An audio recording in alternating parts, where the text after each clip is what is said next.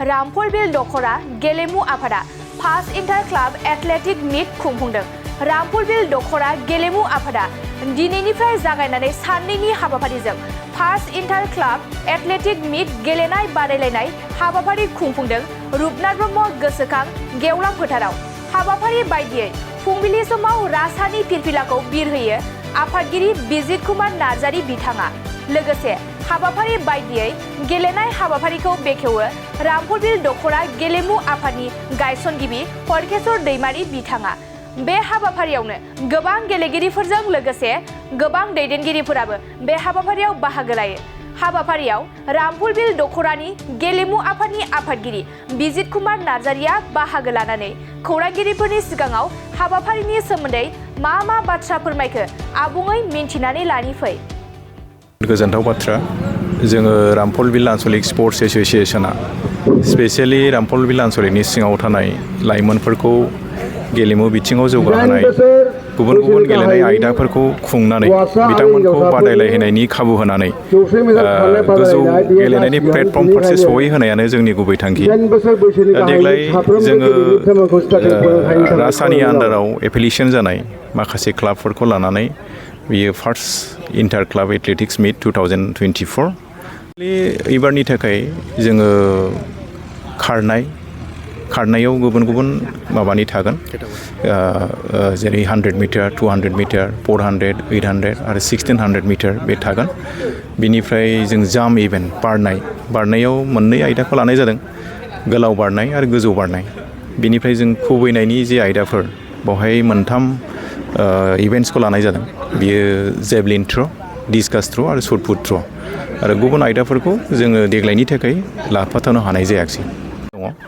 बेवहाय जोङो गुबुन गुबुन क्लाबफोरनिफ्राय बाहागो लाफैनाय हौवासा आरो हिन्जावसा मोननै बे एज केटागरि ग्रुपनि खालामनानै जों खेलाखौ सालायनो लादों।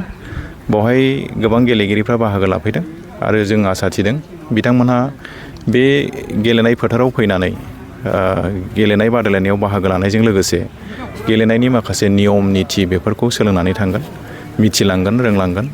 मानोना बिथांमोना गामि सिङाव थानाय लाइमोनफोर, बिथांमोना गोबां रोखोमनि बेबायदि गेलेनायनि बादायलायनायनि प्लेटफर्माव बाहागो लानो मोना। बेखायनो बिथांमोना माखासे निथिफोरखौ, डिसिप्लिननि बाथ्राफोरखौ मिथिजोबा। जों फोथायदों बे गेलेनाय बादायलायनायाव बाहागो लानायनि गेजेरजों बिथांमोना माखासे गेलेनायनि बाथ्राफोरखौ आरो गुवारै साबसिनै मिथिलांगोन आरो गुबुन गुबुन गिदिरसिन बादायनाय माबाफ्राव हाबाफारिफ्राव बिथांमोना बाहागो लानो हागोन, जों बेखौ सानदों। जोंनि मिथिनायाव जोंनि गामि सिङाव थानाय हिन्जावसा आरो हौवासा, सेंग्रा सिख्लाफोर, जायफोर फरायसाफोर, जायफोर लाइमोनफोर, बिथांमोनहा फिजिकेलि फिटनेसा दङ, नाथाय बिथांमोनखौ जोङो प्रपार मोनसे गाइडलाइन होनानै गेलेनायनि प्लेटफर्म होनो हायैयाव बिथांमोना गेलेनायनि खाबुखौ मोना जाबाय थादों। बेनिखायनो जों रामफलबिल आन्चलिक स्पर्ट्स एसोसिएशना बोथोर नायै बोथोर गुबुन गुबुन सेसनाव गुबुन गुबुन आयदाफोरखौ लानानै बेबायदि गेलेनाय बादायलायनायखौ जों खुंबोगासिनो दङ। दा आसा खालामदों दिनैनि बे गेलेनायाव जायफोरा बिथांमोनहा बाहागो लाफैदों बिथांमोना साफा जाफुंसार गेलेगिरि जाहैनो हाथों। बिथांमोना गेलेनायनि गेजेरजोंनो लाइफआव मोनसे गेलेनायखौनो केरियार हिसाबै लानानै मोजां मोनसे जिउ राहा दाहैनो हायो, जों बेखौ आसा थियो। बे बाथ्राखौ जोङो रायखांनांगोन आरो रामफलबिल आन्चलिक दुलाराय बर' फरायसा आफादखौ जोङो साबायखर बावनांगोन। आथिखालाव दैदेनबाय थानाय रामफलबिल दख'रा एबसुनि आफादगिरि मुस्रि बिजित कुमार ब्रह्म आरो गाहाय नेहाथारि मुस्रि जान्त्रिक नार्जारी बिथांमोननि दैदेननायाव बिथांमोनहा जोंनि बर' हारियाव जायफोर आयदाफ्रा मावनो थाखाय गोनांथार एबा जोंनि समाजखौ, लाइमोनफोरखौ जे लामाजों जों दैदेननांगौ बे बिथिङाव बिथांमोना खोब नोजोर होनानै सिनसियारलि खामानि मावबाय थादों, डेडिकेटेडलि खामानि मावबाय थादों। आरो बिथांमोना जोंनि दख'रानि सिङाव जिखि हाबाफारि जाया, बियो इडुकेसनानो जा, बियो कालसारानो जा, बियो स्पर्ट्सआनो जा, गुबुन गुबुन बिथिङानो जा, बिथांमोना बे खामानि मावनायाव फिजिकेलि मेन्टेलि बाहागो लाफानानै गोबां कपारेसन खालामो आरो खामानि मावगिरि बिथांमोनखौ थुलुंगाखांहोयो। बिथांमोननि नाजानायनि गेजेरजों जोंनाव सोलोंथाइनि बिथिङाव गोबां रोखोमै एवारनेसा जाबाय थादों। फरायसाफोरखौ लानानै फरायनायनि बेलायाव सावरायनाय आरो गार्जेनफोरखौ लानानै गावनि गथ'फोरखौ फोरोंनायाव फारसे माबादि बिबान लानांगौ, माबादि दायित्व लानांगौ, बेखौ एवारनेस होनाय बेखौ नुबाय थादों आरो बेजों लोगोसे कालचार हारिमुनि बिथिङावबो गोबां खामानि मावदों आरो दाबो रिसेन्टलि लानो थांगासिनो दङ बैसागुनि सिगां बर' हारिनि माखासे दोरोङारि मोसानाय दामनाय देनाय बेफोरखौ मोनफ्रोमबो दालाइसा आफादनि सिङावहाय वार्कशप लानायनि हाबाफारि रनसायनानै फोसावगासिनो दङ।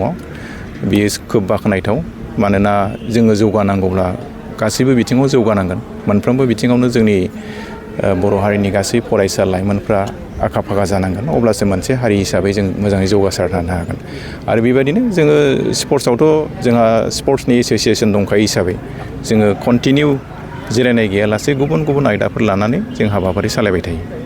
बेराम आजार जानाय सुबुंफोरनि थाखाय इसवार पलिक्लिनिक एन्ड रिसार्च सेन्टारा गोबां खाबुफोर लाबोदों। बे इसवार पलिक्लिनिक एन्ड रिसार्च सेन्टाराव गोबां बेराम जानाय सोखानो हाग्रा मोजां रोंगौथि गोनां डक्टरफोर दं।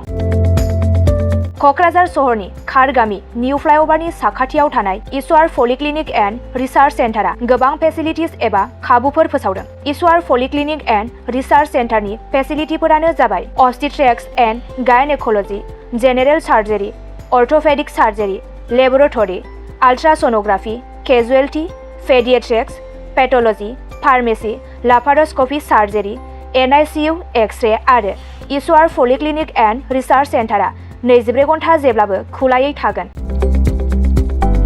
लांलाय लाबोलायनि एम्बुलेन्सआबो मोजाङै सार्भिस थागोन। निखावरि सुबुंफोरनो इसवार पलिक्लिनिक एन्ड रिसार्च सेन्टारा रेहाय होनाय जागोन आरो बेराम आजारफोरखौ बे इसवार पलिक्लिनिक एन्ड रिसार्च सेन्टाराव मोजाङैनो देहाखौ फाहामथाय लाफैनो हागोन।